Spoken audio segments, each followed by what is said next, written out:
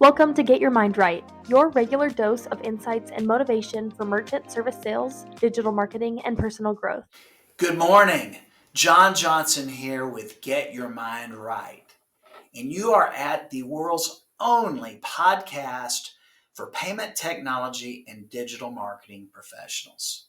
Hey folks, if you're not aware, we've expanded our platform to both Spotify and Apple Podcasts. So check us out there and like and subscribe.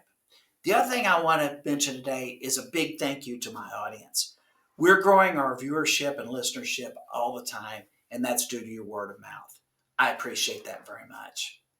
Hey folks, if you missed out on the first three parts of this series, you could go back and check it out. It's really valuable stuff. We talk about the Mac Daddy of overcoming objections. That's the I want to think about it objection. We also talked about handling a client's price concerns and specifically price concessions. But I want to circle back to what we do when a client says, I think about it. I want to think about it.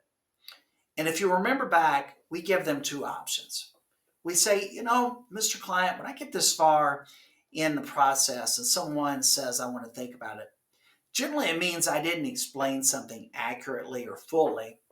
Or number two, they don't think the solution is going to work for them. Which one of these camps do you fall into? Now, again, if you haven't heard up until now, go back and check these out because we handled the first ones. But I want to go to the second one because I've had clients tell me before they take option two. I just don't think it's going to work. Okay. Again, they don't have a notion of objecting to the price. They just don't think it's going to work.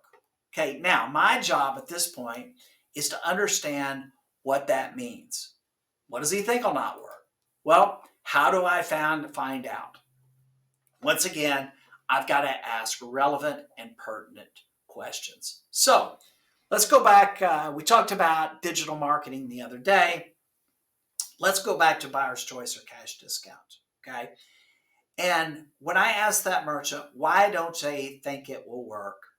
One of the objections that you should expect to hear is they're going to say something like, well, I've never seen buyer's choice in this market before.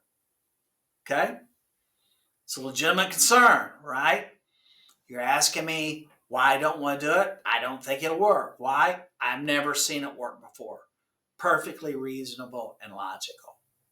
Now, as a sales rep on this, it's really, really important that we do a couple of things. It's number one, we want to empathize with our client. For that matter, we always want to empathize with the client.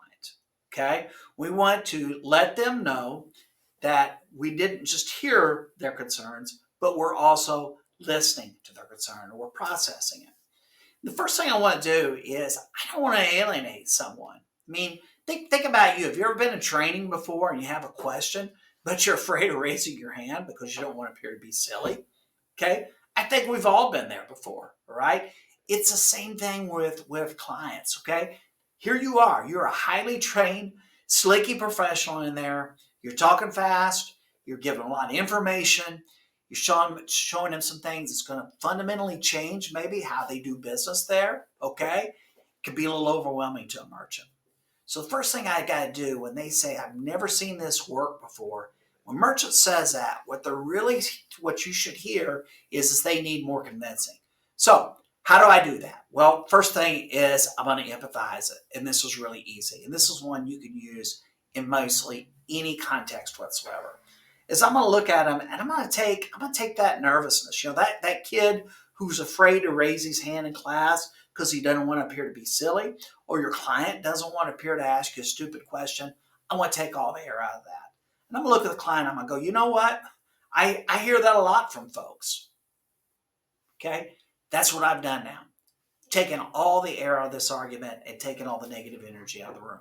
So what I do in this instance, though, is I combat this with facts. Okay? And what are the facts? Well, the industry has studied this. Visa, MasterCard has studied this. We have studied this. It's very, very, very important here, okay? The first thing that I want to do is I want to share with the client that only about 1 to 10% of his customers are even going to notice that there's a change there. Now, One thing I will draw attention to, I'm not using the word complaint. I must say that their customers are going to notice. So in this instance, what's very, very important is just for that merchant's employees get schooled up on this, why the business is doing this, why it's good for their business, and why it's good for that business's customers, why this works. Okay, that is the beauty of this program. Hey, that's all the time we've got for today. I'll see you next time on Get Your Mind Right. Thanks for listening. Be sure to tune in every Monday, Wednesday, and Friday at 9:30 Eastern. Like, follow, share, and set your reminders, and remember, always keep your mind right.